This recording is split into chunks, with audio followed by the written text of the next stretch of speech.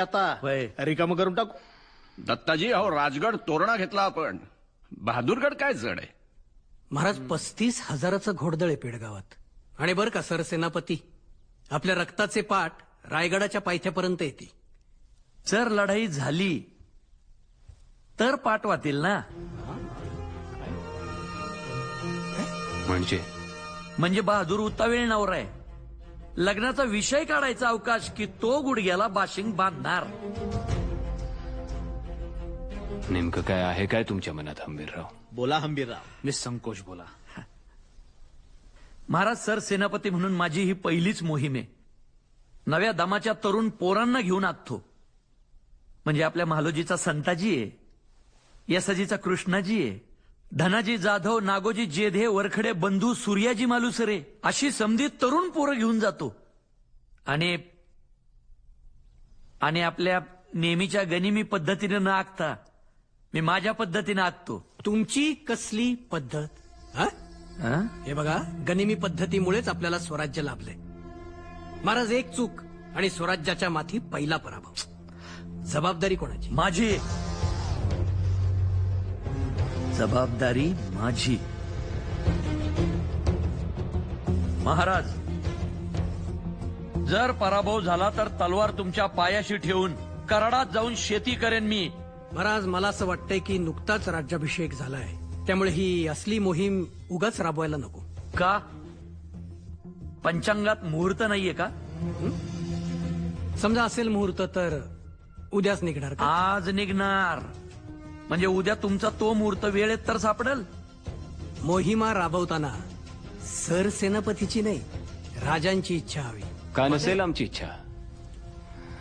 का नसेल आमची इच्छा? अनाजी पंत स्वराज्य चालतं ते अशा धाडसी मोहिमांच्या जीवावरच कळलं, दरबारातील गप्पांवर नाही. हंबीरराव, तयारीला लागाच. आई भवानी तुमच्या पाठीशी असेलच.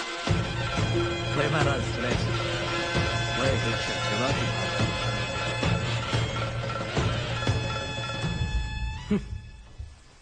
हो,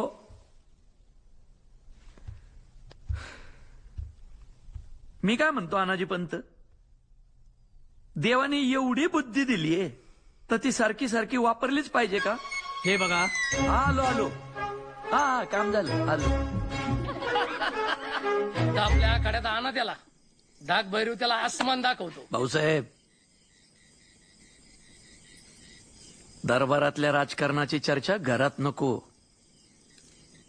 तिथल्या राजकारणाचा वास घरातल्या वाशांना लागला ना, घर पोखरायला येळ नाही लागायचा.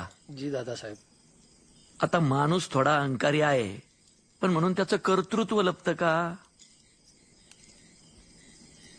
चला झोपा. चला रे पोराव. हे जा रे बाळांनो, झोपा. चला. दिवा घ्या त्याला.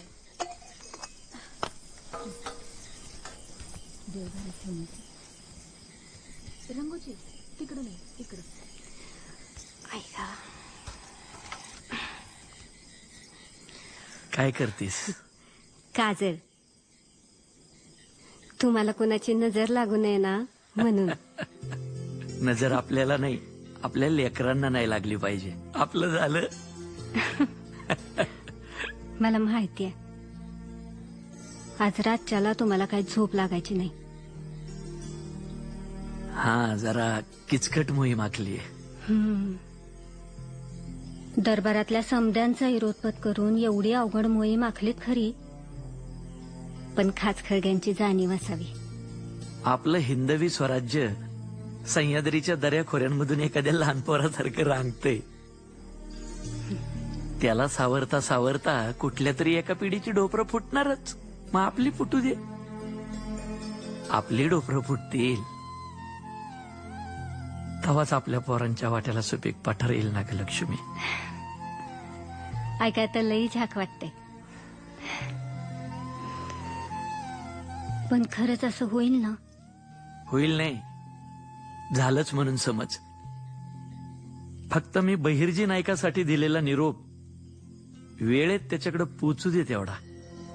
मग अख्खा बहादूरगड त्यांनी शिवतरगळीत येऊन मांडलाच म्हणून समज. ही आपली शिवथरगळ. आता आपण इथं आहोत. हा बहादूरगड. आपल्या 9,000